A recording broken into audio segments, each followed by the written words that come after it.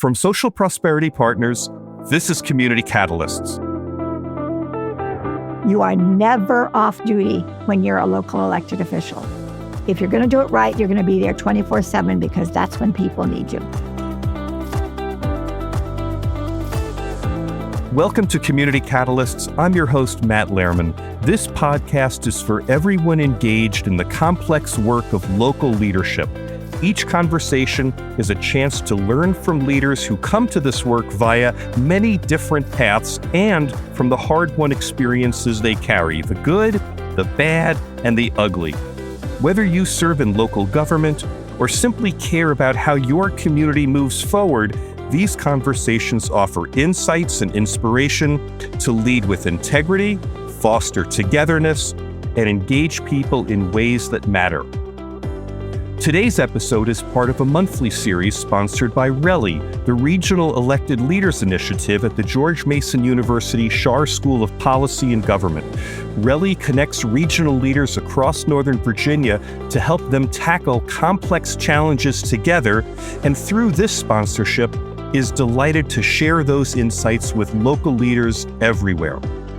Our guest today is Penny Gross, who represented the Mason District on the Fairfax County Board of Supervisors for 28 years, including serving as the board's vice chair. She retired from that position in 2023.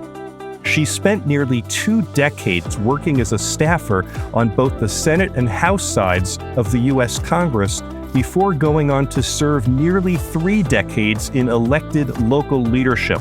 I'm looking forward to exploring with her what that breadth of experience reveals about what is truly important, what endures, and how the practice of civic leadership continues to evolve. Penny Gross, it's an honor to visit with you, and welcome to Community Catalysts.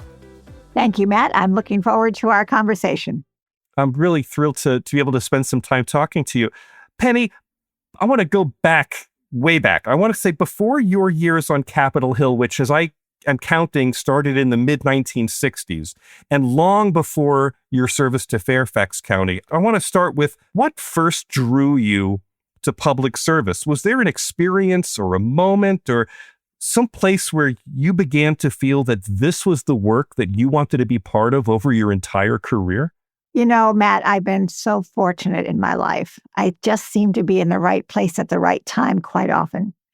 I think I never really thought about public service, although my grandmother was a great one who would encourage me, look at government, look at government, look at government. But I think what really flipped me into the public service piece was I was going to be a high school history teacher. I was going to be a history major, would teach high school history. Figured that was what I was going to do at the University of Oregon. This was when I was at the university. Well, my first class in Western Civ, 350 people in the room, larger than my little Catholic high school, I got a D in Western Civ my freshman year. And that's when I decided maybe teaching high school wasn't for me after all. And heeding my grandmother's advice, I'll look at government. So I switched my major to political science. And I never looked back. And I really enjoyed learning about politics, but I learned also that what I learned in the classroom was not what translated to my work on the Hill. Again, being in the right place at the right time.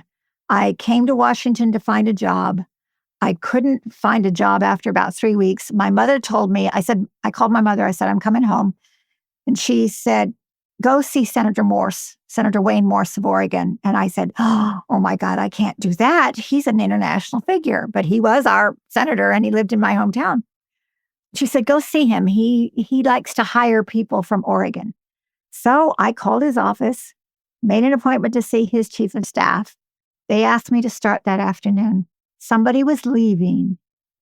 The only question they asked me was, what have you done in politics, other than getting your degree? And I said, well, I stuffed envelopes. These are the days you stuffed envelopes. I stuffed envelopes for Lyndon Johnson at the Union Hall in 1964. That was it. And I started with Senator Morse. I was with him for 3.5 years until he was defeated in 1968. And then I went on to work for Senator Frank Church of Idaho. And I was with him for 16 years until the day he died. I only work for the best, but I learned my politics at the feet of masters. The only thing that I really found my political science classes gave me was an ability to read election results published by V.O. Key. So you learn how to provide constituent service. You learn Yes. how to talk to people. You learn how to analyze at the feet of masters. You don't really learn that in books in the classroom. I'm going to come back and ask you about constituent service in a couple of minutes, but I want to go back. You graduated college, University of Oregon. Yes. And what, you just went to Washington, D.C.? You knew that's where you wanted to work? Yes. My father had been stationed at Fort Belvoir when I was in the 6th grade. And I really loved Washington. I always had sort of an attraction to that. And I thought, I'd like to go back. But I was only going to be here for a year. I was going to only be here for a year. I was going to try it out. Well, that was in 1965, and I'm still here. Incredible. So, look, we only have a short time for this interview, and I hope you will forgive me that I'm going to gently fast forward through 20 years of working on Capitol Hill, both on the Senate and on the House sides. And I know there's a lot there. But because we're focused in this podcast on local leadership, I do want to ask you just one question about your time on Capitol Hill. As you made the transition from working on Capitol Hill to becoming an elected county leader in Fairfax County, I wonder if you could reflect on what your time as a congressional staffer prepared you for about serving in elected leadership, or even surprised you and didn't prepare you for serving in elected leadership? You know, working for members from Oregon and Idaho, because I worked for Congressman Mike Kopetsky of Oregon when I was on the House side, but working for people who are all the way across the country, I always was thankful that we weren't, sort of more local here, because our constituents had to come a long way. You wouldn't run into them at the grocery store. You wouldn't see them on the street. It was a long distance call at the time where you had to fly in. And so we were sort of removed from our constituency. We knew how to do constituent service, but we were removed from the actual physical piece.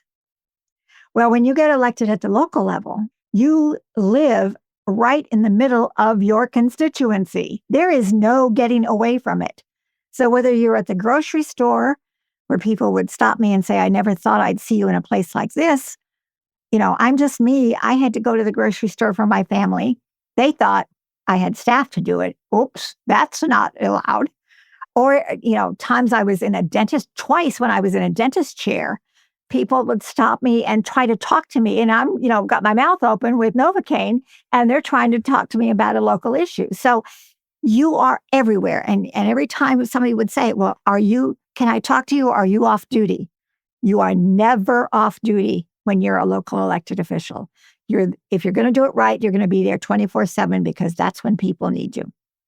And so I think that's what probably surprised me the most, was that I had switched completely from saying, oh, I'm so glad they're all over there, to being smack dab in the middle of constituent work and getting to know each and every little detail about people's lives. When you're an elected official, sometimes people will share the most intimate details of their problem with you.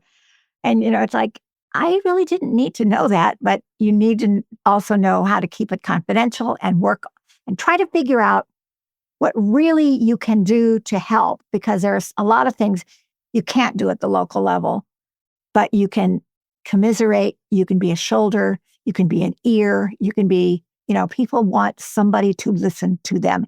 And that's the beauty, I think, of being at the local level. Penny, let's talk about constituent service, because I think there are a lot of people who are not in public office who don't really understand the volume and the scope of what constituent service is.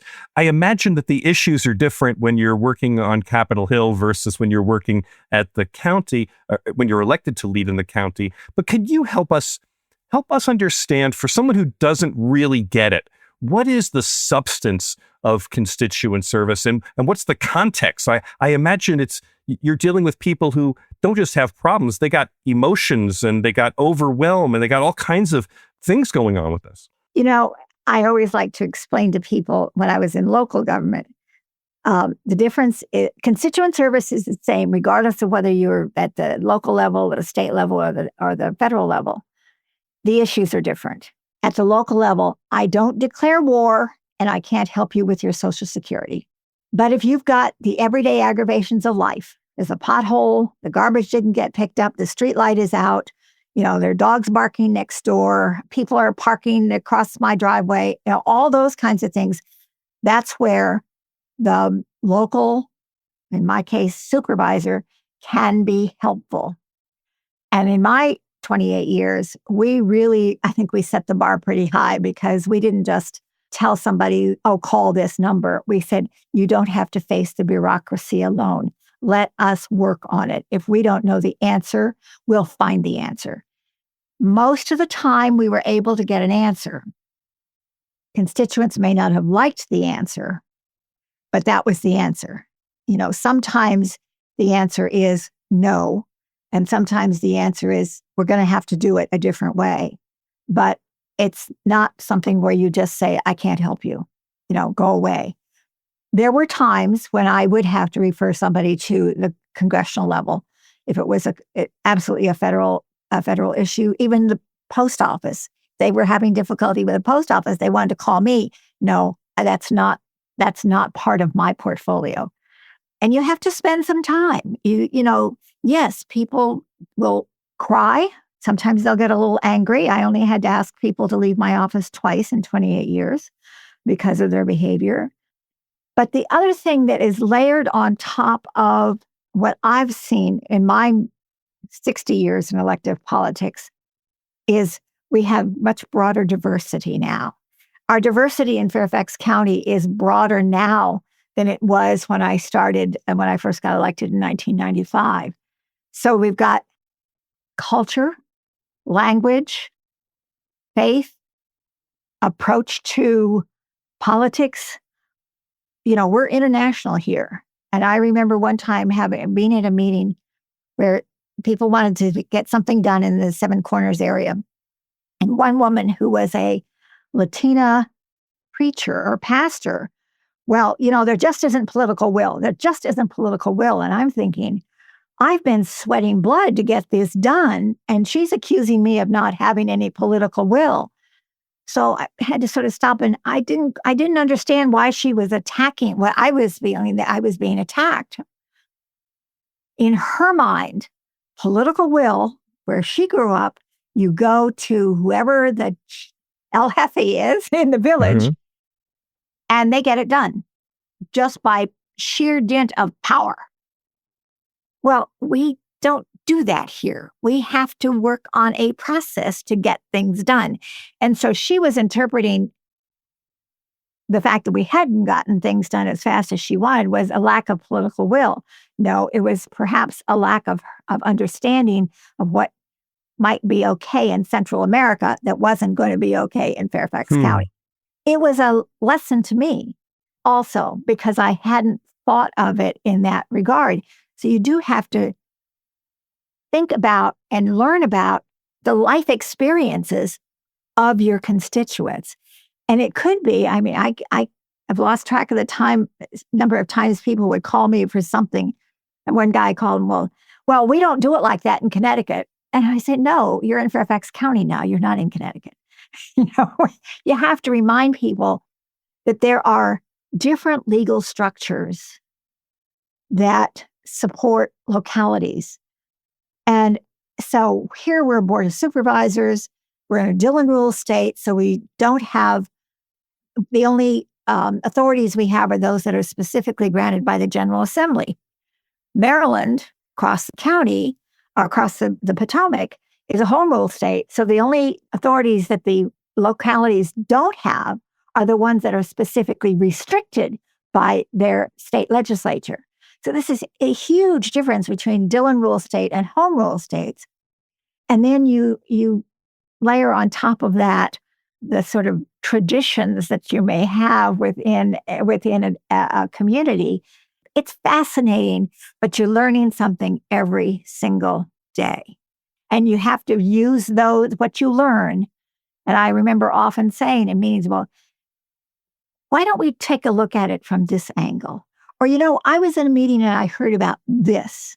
So you're constantly using your experience and what you've heard, not as something to brag about, but something to try to get to that sweet spot where you might get a yes.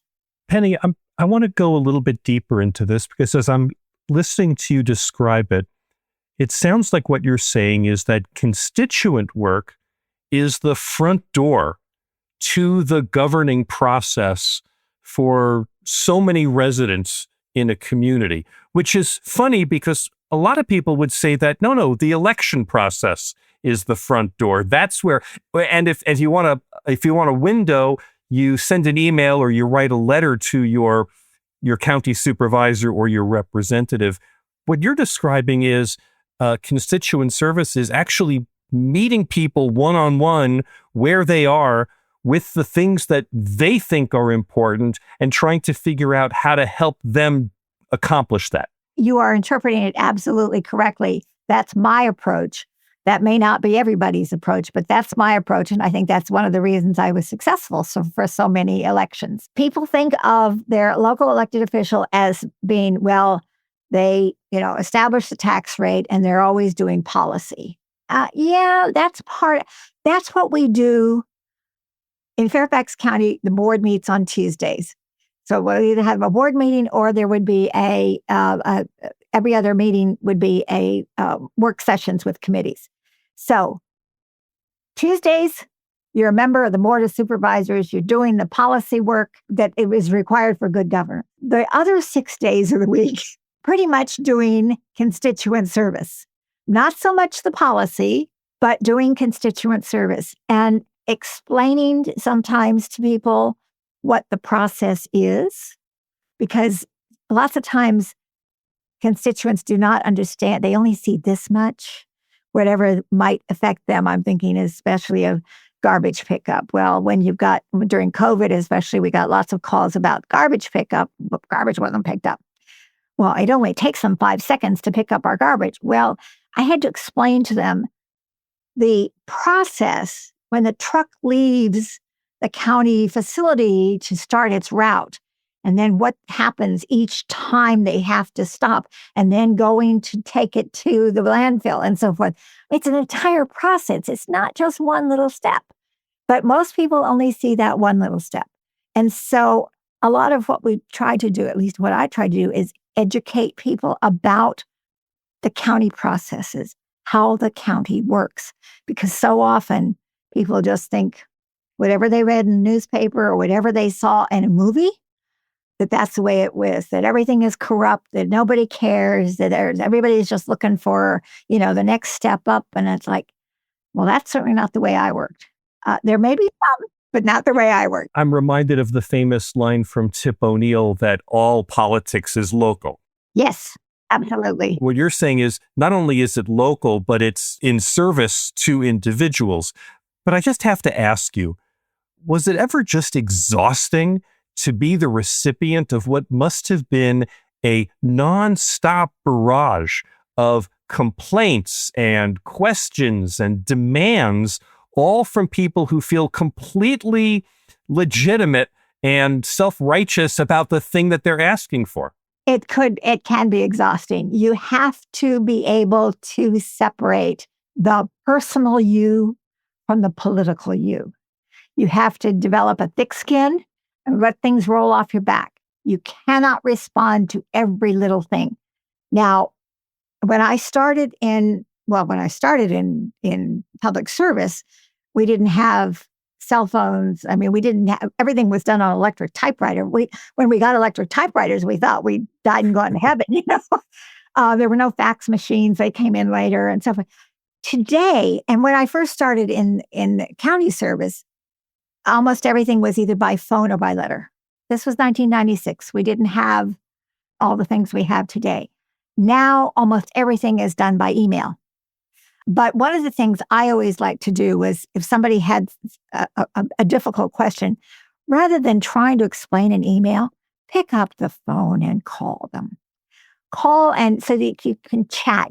And then sometimes you find a little additional information that gives you a, a better way to respond to a question. But yes, I think that if you can't separate the personal you from the political you, it's going to eat you up. If you don't enjoy meeting and working with people, it's going to eat you up. If you're in it for your own ego, you're in the wrong business. When did you find the time then to focus on policy or the necessary politicking of fellow supervisors or regional people that you had to work with as well? I mean, I would imagine the deluge of constituent service could itself be a full-time job for an elected official. Yes, and I had a good staff. One of the pluses of Fairfax County is that we have a budget. Each supervisor's office has a budget to hire staff. I don't have to just have a half-time person. I had 5 or 6 people on my staff so that we all were able to do the work together. Many places, you only have an aide. We operated much more as like a congressional office in Fairfax County. But you have to also have an understanding family.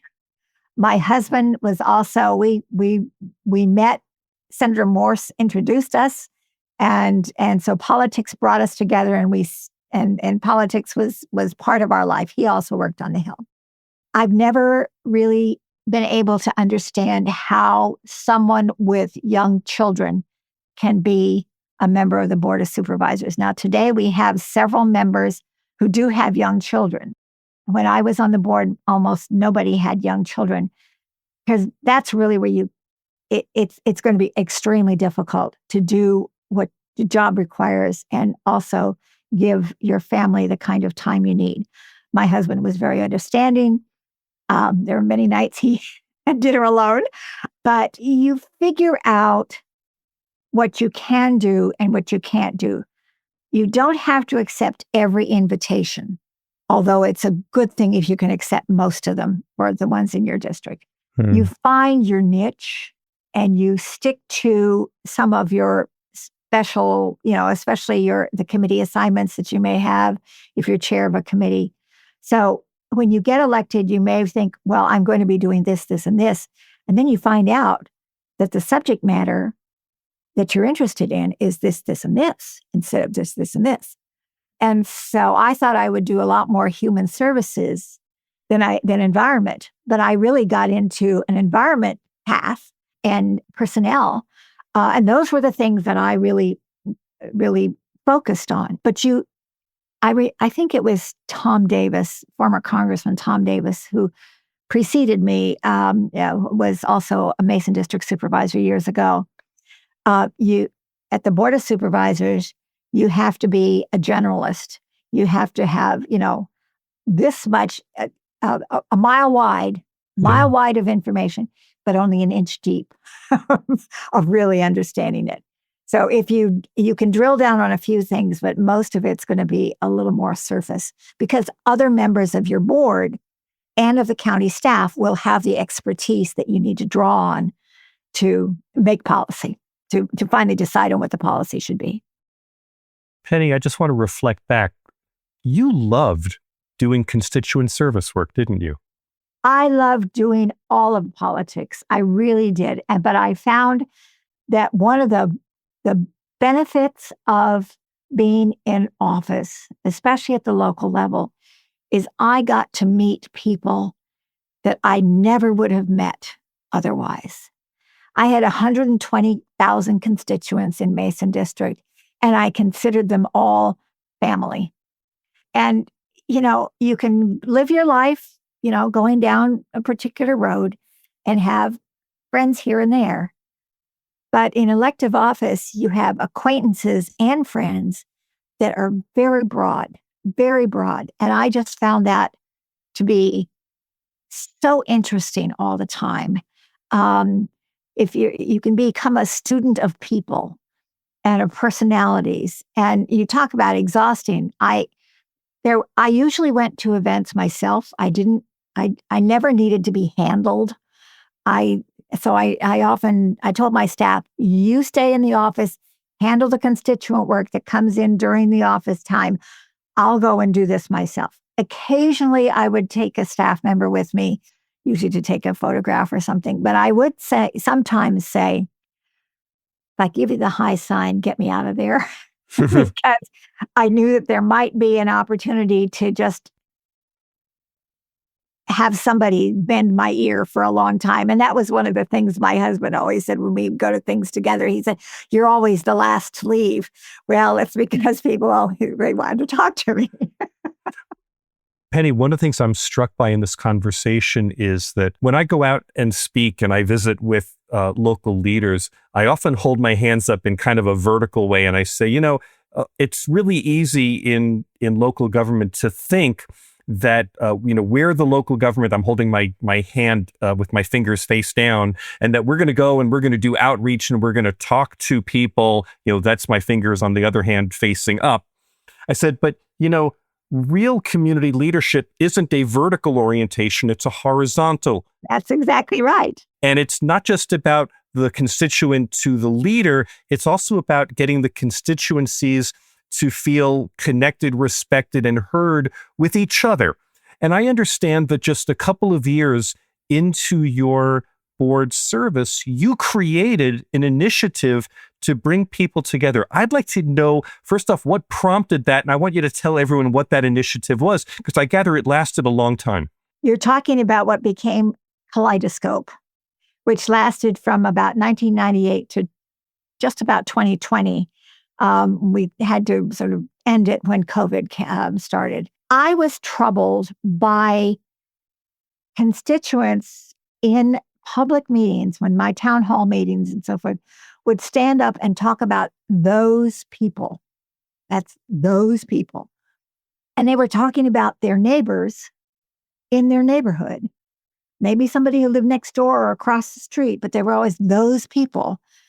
By and large, they were immigrants who didn't have a command of English language, but they were living in the neighborhoods with people who'd been there for a very long time, who were very uncomfortable with the changes that they were seeing in the demographics and so forth. And I thought, this just can't continue. This is not right. This is devastating to a community. And so at the same time, there was a sports event by one of the local high schools, not in Mason District, something further out in Fairfax, where they were going to have the Iron Sheik come and do a wrestling. Well, the Iron Sheik, they had the typical, Middle Eastern stuff that caricatures and so forth. And Andy Shalal, who was a constituent at the time and now is very well known as the founder of Busboys and Poets, Andy came to me and he said, this just isn't right. And I said, no, I'm very uncomfortable about what's going on with those people. So I decided to start a dialogue, what we call Dialogue on Diversity. And I invited PTA presidents, civic association presidents, faith community people, and so forth to come and just sit around the table and have discussions. When you get to know people, you can then ask the hard questions. And I tried to provide a neutral ground. No question was so outrageous. We didn't take minutes. Everybody introduced themselves at the beginning, but we didn't do great legislation or anything like that. It was just a matter of trying to get to know the community and understand and sort of level out some of these antipathies. We were very successful. It became known as Kaleidoscope. It lasted for 20 years. It was before Faith in Action happened. People told me I was brave to do this as an elected official, very brave to do this. And I said, no, it's not brave. It's just something that I should be doing as a community leader. Fairfax County Human Rights Commission actually gave me the Human Rights Award. It was the first Human Rights Award they'd ever given to an elected official for what we had worked on Kaleidoscope it was about 5 years later. But it lasted, and overall, it went through a number of people. The numbers changed all the time. The people changed. One of the most important things that came out of that was the leaders of the Dar el Hijra Mosque in my district started coming to these meetings. So we knew one another, not well, but we knew one another. We knew who was who. They came to my office the afternoon of 9/11, terrified, asking me to help them. They go on television. I said, no, the president is the one who responds to these international issues.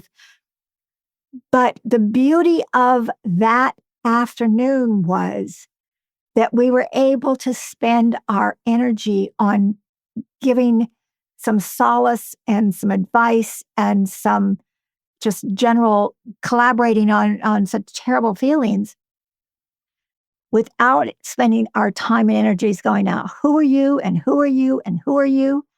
We were able to use our energy to solve issues rather than to try and figure out who was who. You always establish the relationships you need before the emergency hits. And that was one of the things I think we learned through Kaleidoscope also. We were able to temper the conversations, able to explain to people when they read, well, why do they do it this way? Well, we learned a lot about culture. We learned about faith. We learned about individual practices. We learned about how people, especially newcomers, how they thought of their new community, how they reacted to American values, how they changed some things.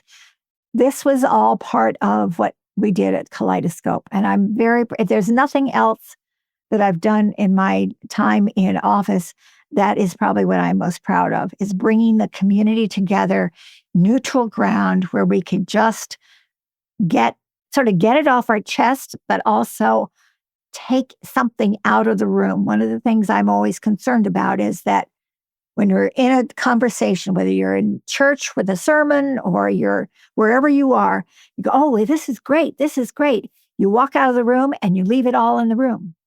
You got to take it out of the room and spread it around. That's really something that we need to do more of rather than putting it in little compartments and little boxes and just leaving it behind. You said a moment ago that local governance is all about people.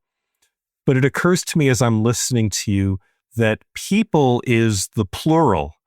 And your grounding in constituent service and everything you've been telling me is about not people plural, but about individuals, and not just listening to them, but loving them and respecting them and appreciating them as individuals. It reminds me of my favorite Peanuts cartoon, in which Linus is quoted as saying, "I love humanity. It's people I can't stand."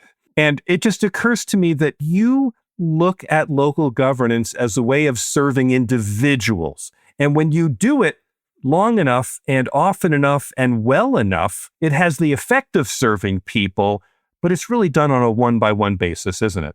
A lot of it is one-on-one. A lot of it is one-on-one. If you're going to do it right, a lot of it is. I always have said, I always was able to derive energy from people. You need to go out and do the interactions, the individual interactions. If somebody wants to chew your ear off for 15 or 20 minutes in the grocery store, just make sure that you haven't gotten your ice cream in the cart yet. It's a matter of spending time with people. They want to know they've been heard. They often see there are sort of a couple of different ways you can see your local elected official. As the local elected official or as somebody you know. It's that somebody you know. And when people would say, oh, you're so wonderful, I did this, I'm just Penny. I have to go to the grocery store just like everybody else. I go to the dentist just like everybody else. I put gas in my car just like anybody else. I'm just Penny. Don't put me on a pedestal, because when you're on a pedestal, you can't hear what people are saying. You can only sort of look over the crowd and you don't hear what's going on the ground. You need to be on the ground. Penny, I have one last question I want to ask you. You can reflect on 50 years of public service, and I'm wondering, in a moment when civic life feels so strained and divided, As you look ahead, what gives you hope? What guidance would you offer to someone who is stepping into a leadership role today in their community? What is something that you would offer to someone stepping into their leadership role in their community today? I'll tell you what I've told newly elected officials on a regular basis when they've asked for my advice. When you're asked to do something, say yes. You may find that it's not exactly your cup of tea a little bit down the road, and you can always then readjust. But if you say no at the beginning, you'll never be asked again. So say yes when you're asked, and then figure it out as you walk down that path. Penny Gross, it has been lovely speaking with you. I thank you so much for being open to this conversation. Thank you, Matt. I've enjoyed it. You've brought a lot of things to my mind that now I'll have to reflect on even more. Thank you. Thank you. My thanks again to Penny Gross, who represented the Mason District on the Fairfax County Board of Supervisors for 28 years. You know, listening to Penny, what stays with me is how much of local leadership comes from doing something simple and demanding, being willing to listen, not just to respond or decide, but to truly understand what people are experiencing, especially when those experiences are complicated or hard to express. But listening isn't just an individual act. It's a core responsibility of leadership. Leaders must create durable spaces where people can come together, ask hard questions, and be heard. That work is essential. It doesn't happen on its own, and it can't be left to chance. If you're in a leadership role in your community, consider this. Where are those spaces today? And if they don't exist, what would it take for you to help create one? Penny called her effort Kaleidoscope, a place where different perspectives could come into view, not to force agreement, but to deepen understanding. What might it look like for you to invite your community into a kind of kaleidoscope of ideas where people can speak honestly and candidly and begin to see one another more clearly? It doesn't have to be complicated. It can be as simple as inviting people into a conversation without an agenda, setting a tone where listening matters more than winning, and making it clear that every voice has a place. That's where trust begins. And over time, that's how communities find their way forward together. Once again, my thanks to RELI, the Regional Elected Leaders Initiative at George Mason University's Schar School of Policy and Government, for sponsoring this episode. And if this conversation sparked an idea, raised a question, or stirred something in your own leadership journey, I'd love to hear from you. Call me at 602-688-2724 and leave a message, ask a question, share a reflection, or suggest a topic that you'd like to hear explored more deeply. I listen to every message, and your input genuinely helps shape future episodes.